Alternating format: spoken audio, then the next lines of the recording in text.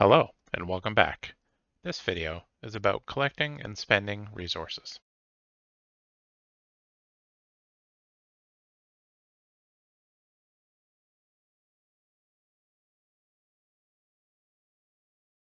And a special thanks to all my supporters. Thank you for helping me help others. So we're going to start by adding our resource to the enemy-based blueprint. I'm going to add a variable here. I'm just going to call it coins. We want this to be an integer, and then we'll set it in each of our enemy types. Our green fast enemy, I'm going to also update some other stuff. So I'm going to make the health for this 50, keep the speed at 150, and make the coins 20. For the bigger purple enemy, we'll knock down the initial health a little bit to 80. We're going to drop the speed to 100, and the coins will be 40.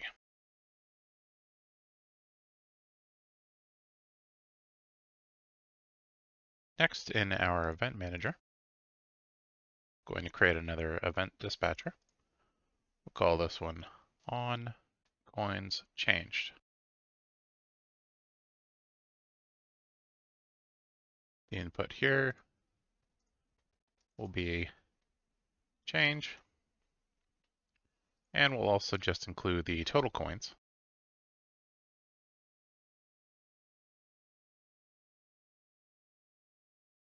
So as with the managers we've created thus far, you can create another one for this, but to save some time, I'm just going to include this coin functionality in the game mode blueprint. So in here, we also want a variable for coins. I'm going to hit compile to give it a default value of 200. And then after our event manager is done, we can then bind event to on enemy died. We use that to create an event for a matching function, which we'll call on enemy died.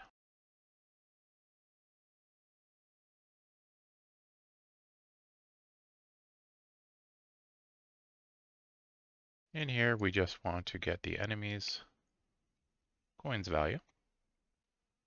We're going to add that to the current coins value.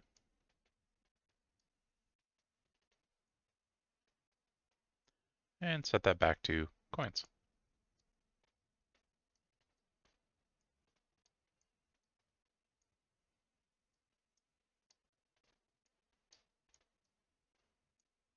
And then we want to use our event manager to call our on coins changed function. The change is the value that was on the enemy, and the total is the new coins value.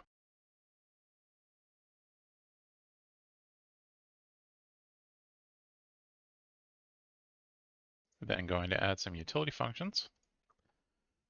As coins, this will take in a value of type integer and return a Boolean is success. And this is simply if the value sent in is less than or equal to the total coin value, it will return that. We're also going to add a spend coin functions with the same input and output, so I'll just duplicate this. Get rid of this bit. Initially, we're just going to call has coins. And drag that off, hit B. If we have the coins, we can continue. If not, we'll just return right away. And to spend the coins, we're just taking our coins. We're subtracting the value sent in. Setting that back to coins.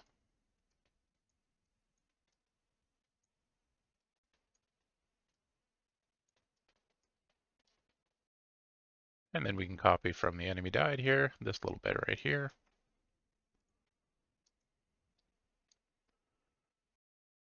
The change in this case is going to be our value multiplied by -1.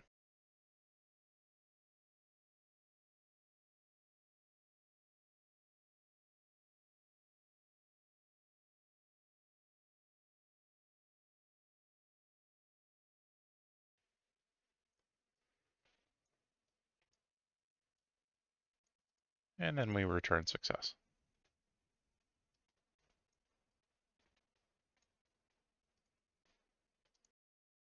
Now we want the player to also be able to see the coin's value on screen at all times, so we'll add a HUD for that. HUD in this project is going to be fairly simple, so I'm just going to use a single widget blueprint for the entire HUD. And to start, we just need a canvas panel, followed by a horizontal box. We'll leave it in the top left corner, that's fine. In the box, we just want 2 text values. Second one we'll name coins text. And the first will just have text value of coins, colon, and a space to space them out easily. And coins text just needs to be a variable. We'll set the initial value to 99.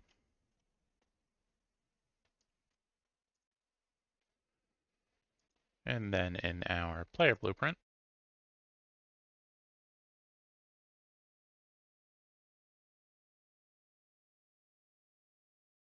we're going to create the widget,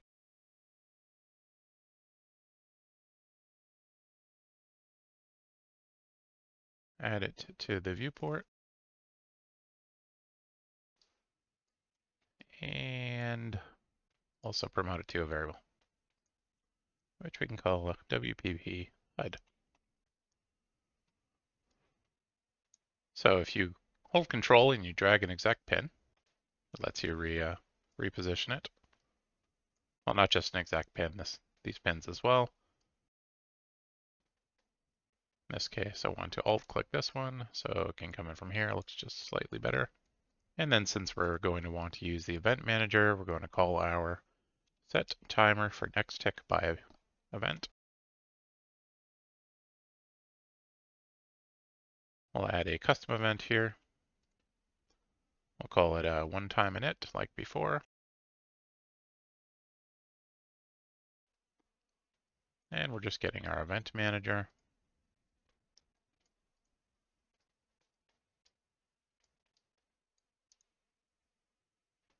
So that we can bind event to onCoinsChanged. And then we'll create an event here so that we can have a matching function. You can hit F2 right on here and rename it. We're calling onCoinsChanged.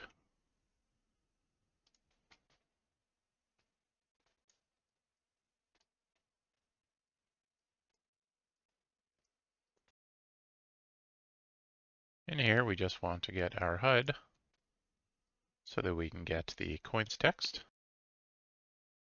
and set that text to the coins value.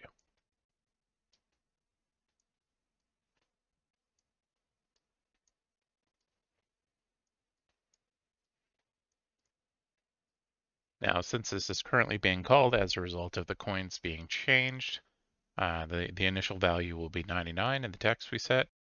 We could set that text value to 0 or something else, but it's still not going to reflect what's in the game mode unless we get that value as well. So we can do that directly.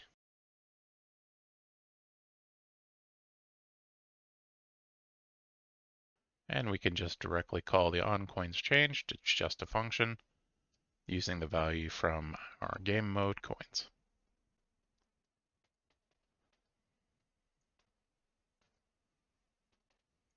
And just in case we ever wanted to use this change value here, we can just drag that in there as well.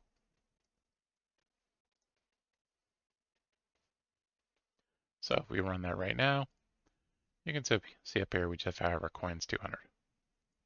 Next up in our base tower, or tower base, we have our do tower action function.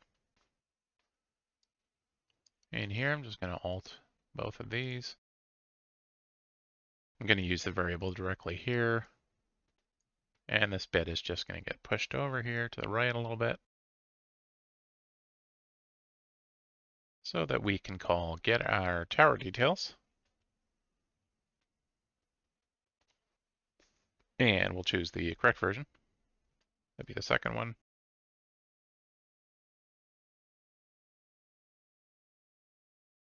We're sending in our tower action. And this is giving us the cost for that action. We then need to get to the game mode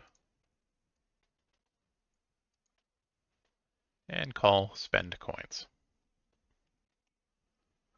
The value we're spending is this. And as long as that was successful, we'll continue along here. Oops, gotta move this out of the way first.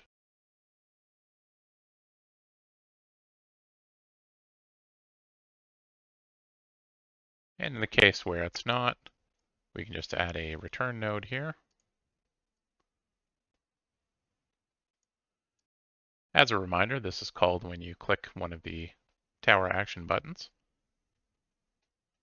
So if you don't have enough currency, and technically it shouldn't get here at the end of all this, then it will just return and not build the tower. So if we run that now, we'll see that it's not actually working. It just keeps spending the coins over and over. And the reason why that was is because I forgot to link the spend coins value here. So with that done, we run. We try a third one when we have no coins, it just goes away. Once we have enough coins again,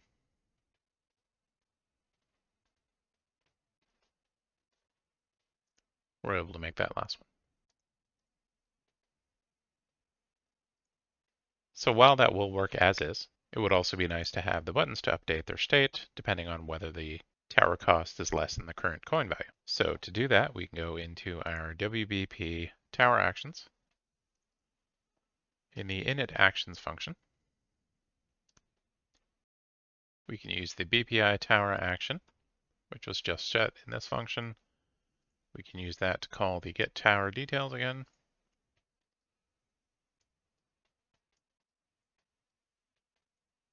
This will be for tower action top. I'll just drag it over here directly.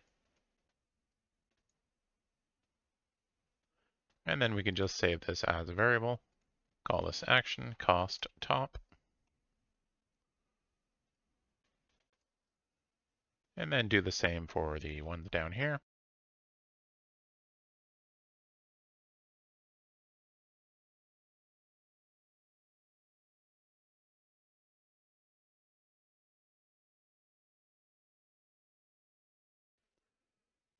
Tower action left, right, and down. Bottom, rather.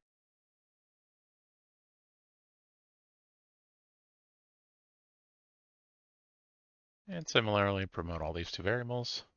Action cost left.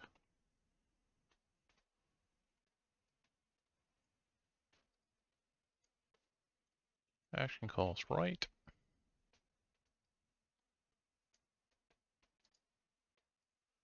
And action cost not down.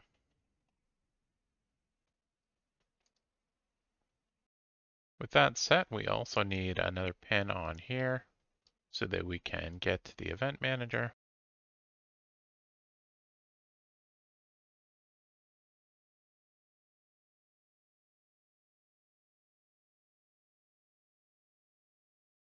So that we can again bind event to on coins changed.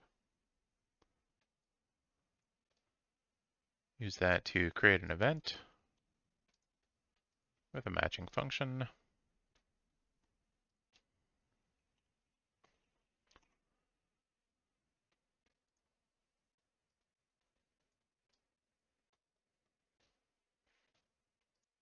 And in our on coins changed, we want to get our action slot top. We'll get the action button from that. And we're going to be calling set is enabled.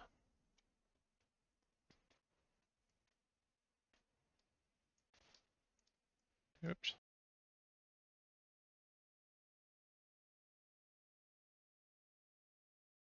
And that is based on whether the action cost that matches is less than or equal to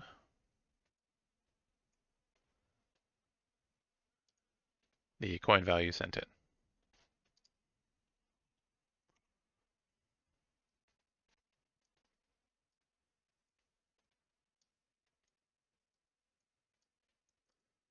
So you can just duplicate this, without that, and this a few times.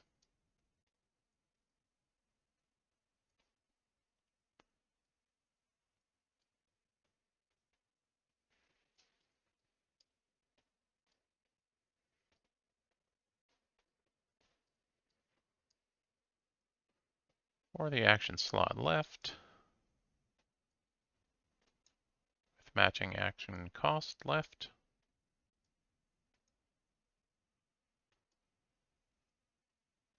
And the other two.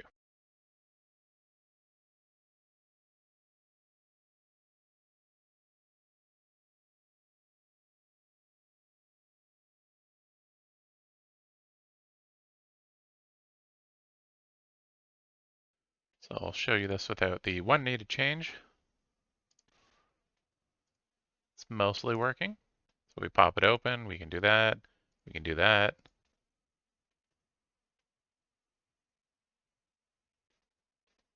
And you saw that this opened up and they were enabled, and then they all became suddenly disabled because the coin's value went from 0 to 20. So what that means is we also want in here, similarly to the player or for the text, we want to get our game mode. We use that to get the coins value. And we just want to call the onCoinsChange directly.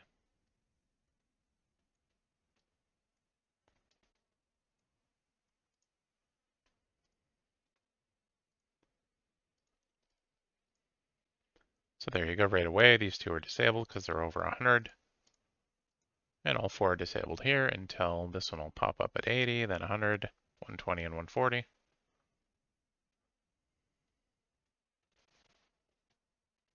And there we go. Two died very close together, so they popped up at the same time. Thanks for watching. If you liked the video and would like to see more, you know what to do. And if you would like to support this channel, watch these videos 2 weeks early, or just want to download the project files, you can do so through my Patreon linked below.